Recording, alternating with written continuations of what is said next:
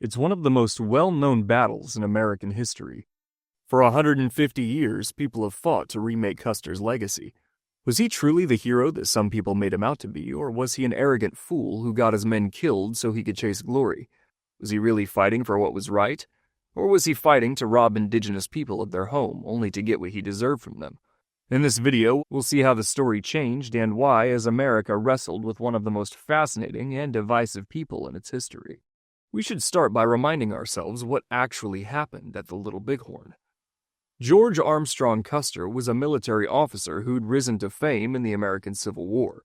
He was the sort of leader who charged into battle alongside his men and loved the spotlight as much as the battlefield. This made him popular with the troops and the media, who helped turn Custer into one of the Union's most recognizable faces. After the Civil War, Custer was assigned to defeat Native Americans on the Great Plains to clear the way for new settlers. With his 7th Cavalry, he won several victories over the Native Americans, which solidified his reputation as a brilliant military leader. However, he also gained a reputation for recklessness and glory hunting that sometimes frustrated his fellow officers. In summer 1876, Custer led about 700 men of 7th Cavalry into modern-day Montana to pursue Chief Sitting Bull and his followers. Sitting Bull had rallied almost 10,000 Native Americans from the Lakota, Cheyenne, and Arapaho tribes to resist U.S. expansion by any means necessary. Custer found them encamped on the banks of the Little Bighorn River on June 25, 1876. Believing he was about to win another shutting victory, Custer took a portion of his men to attack Sitting Bull's camp from the north. The rest of his men were split. Half of the remainder would go with Major Marcus Reno to attack the camp from the south and split their attention, while the other half would follow Captain Frederick Bentine to cut off any escape routes and close in from the southwest.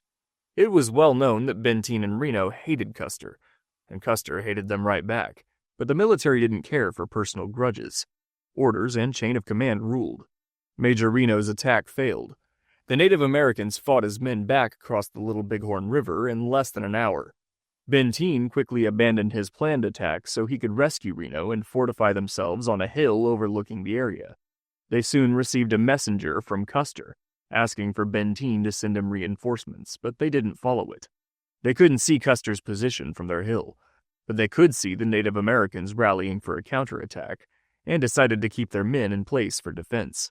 Reno and Bentine held the hill for the next 2 days until American reinforcements arrived, and only then did they send men to look for their commanding officer. The bodies of General Custer and all 212 men he brought with him were still lying in the field where they'd fallen, riddled with bullets, stripped and mutilated by their victorious enemy. No Americans survived to tell the story of what had happened. Custer's end on the battlefield was just the beginning of a new story of Custer as a complicated American hero. News of Custer's defeat reached Washington on July 6, 1876, just 2 days after the nation had celebrated the 100th anniversary of the Declaration of Independence. It was a time of optimism and confidence. America was striding into the modern age at an amazing pace, with technological breakthroughs and economic prosperity coming thick and fast. To have that confidence shattered in such a bloody way was unthinkable. The Native Americans were supposed to be backward savages clinging to an outdated life in the face of the unstoppable march of civilization. It shouldn't have been possible for them to defeat the United States in anything, but they had. The entire nation was in shock, but no one was more heartbroken than Custer's widow, Elizabeth Libbie Custer. They were childhood sweethearts who'd been married for 12 years before his death. She'd followed him on many campaigns, and when they were apart, they constantly exchanged love letters. Her husband's death brought her whole world crashing down. People were quick to speculate on what caused the disaster, and it didn't take long for fingers to be pointed at her husband. Custer was a famously glory-hungry man known for his recklessness, so had it finally caught up with them? Was the most famous victim of this tragedy actually the one who created it? Libbie refused to allow such accusations to stand, and made it her life's mission to defend her husband's reputation from his critics. She moved quickly. Libbie worked closely with Captain Frederick Whitaker to publish a complete life of General George A. Custer, a hero's biography that whitewashed his life within months of his death. She pressed for the Army to retrieve his remains and rebury them at West Point Cemetery along other American heroes.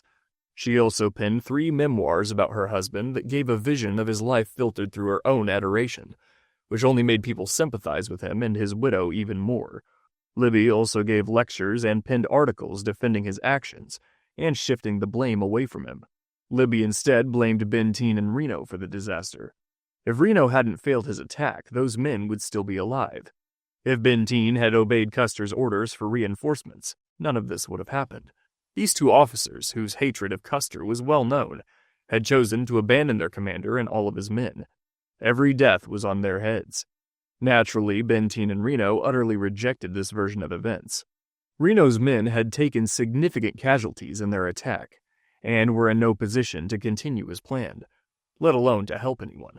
Bentine had not obeyed Custer's orders because Reno's men needed immediate support, and they'd managed to find a good defensive position atop a hill for when the Native Americans inevitably attacked them. Sending men away to Custer would only have gotten people killed. Bentine also insisted that he never thought Custer was in danger. Instead, he thought it was Custer who had abandoned them, not the other way around. At the Battle of the Washita River back in 1868, Custer had abandoned 20 of his men to death so he could charge into battle against the Cheyenne and withdraw before they counterattacked. Bentine had been good friends with some of those men and never forgave Custer for it.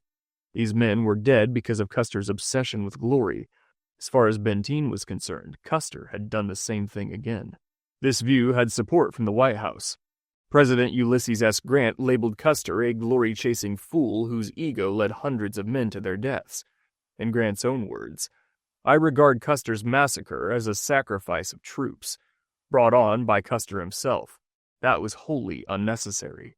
This opinion was echoed by several of Custer's comrades in the military, like General Alfred Terry, who had sent Custer to the Little Bighorn in the first place. However, the average person didn't know much about military strategy. They knew Custer from the newspapers and books which portrayed him as a hero. The pro-Custer myth quickly gained the upper hand with the public. Pressure mounted to investigate Bentine and Reno for their actions, which resulted in a court of inquiry in 1879 to assess both men's choices in the battle. The court concluded that neither Bentine nor Reno had made a mistake. Reno's attack had clearly failed by the time he called the retreat, and he'd taken almost 50% casualties already. They may indeed have been drunk, as several eyewitnesses claimed, but there was no reason to blame that for what happened. Bentine's argument that helping Custer was too great a risk was also strong.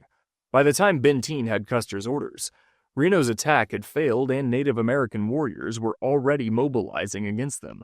Bentine and Reno were in a solid defensive position and would only have exposed themselves to danger if they'd rushed off to Custer.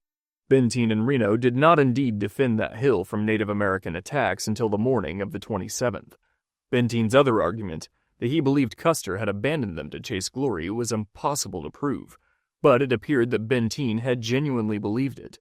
They may have won in formal court, but the court of public opinion was still overwhelmingly on Custer's side. Libbie Custer and the media had done too good of a job, and the idea of Custer's noble last stand was too ingrained. They could have spent the rest of their lives trying to fight back against the accusations, but in Bentine's own words, "The game isn't worth the candle." Bentine and Reno carried the shadow of suspicion and hatred for the rest of their lives. Libbie's efforts ultimately paid off. The idea of the Custer myth worked its way into the American psyche in the years after his death. Hundreds of novels and short stories retold the tale of his final moments. The explosion of cheap novels and literacy rates in the late 19th century were the perfect environment for a neat story of Custer's heroic last stand to spread, especially among young boys who grew up seeing Custer as a hero. The story became a core part of the legend of the American West. Even Buffalo Bill's famous shows featured retellings of the battle with Custer as its tragic hero. Poets like Walt Whitman celebrated Custer's sacrifice in verse, while artists produced countless images glorifying his final moments. His image could be found everywhere, from picture galleries to beer ads. Anheuser-Busch's print of Otto Becker's painting, Custer's Last Fight, ended up in almost every bar in America, and ranks as one of the most reproduced images in American history. Custer's popularity continued smoothly onto the film screen. There were over a dozen films featuring him in the first half of the 20th century, with famous actors including future President Ronald Reagan stepping into Custer's boots. The reasons for Custer's popularity are easy to understand. America was in the grips of manifest destiny when Custer died. America believed it had a God-given right to the lands in the West and was bringing civilization to the barbaric Native American tribes. In this myth, Custer was an agent of progress, cut down by the forces of barbarian savagery. It added an element of sacrifice to America's civilizing mission that let America think of itself as the struggling underdog in its fight against the Native Americans, even though the reality was quite the opposite. This rosy view of American history was still appealing long after his death. Custer's last stand also represented an ideal of heroism. He was strong-willed and fearless even in the face of death. He was the perfect soldier hero in a time when war was still a source of glory to the general public, but it gained a new power as the world changed in the following decades. As the world moved from the 19th to the 20th century, the image of Custer as a brave hero mounting his horse and charging into battle became almost nostalgic. The Custer myth represented an old-fashioned type of war that was more honorable than the new war of machine guns, battleships, and artillery barrages. This heroic image of Custer and the Little Bighorn remained dominant for the next 50 years. Critics existed, but they were a minority. Things began to change when Libbie Custer died in 1933. Depriving the Custer myth of its most loyal supporter. Even when she wasn't spreading the word of her husband's deeds, many people were reluctant to be overly critical of Custer while his widow was still alive to hear it. The floodgates of Custer criticism were thrown open the very next year with Frederick Van de Water's Glory Hunter, A Life of General Custer. Van de Water followed Bentine's version of Custer as a man who'd happily trade American lives so he could make himself the hero. It wasn't bravery that led him to charge against the Native Americans, but arrogance and self-promotion. This version of Custer had never quite disappeared, but it got a new lease of life in the 30s and 40s. There was still plenty of support for Custer, though. Van de Water complained that his book had just made my mail address a beacon for all the Custer nuts in the universe, who buried him in complaints and hate mail. Hollywood star Errol Flynn still appeared as Custer in yet another film retelling in 1941's They Died with Their Boots On, where Custer was once again a noble hero.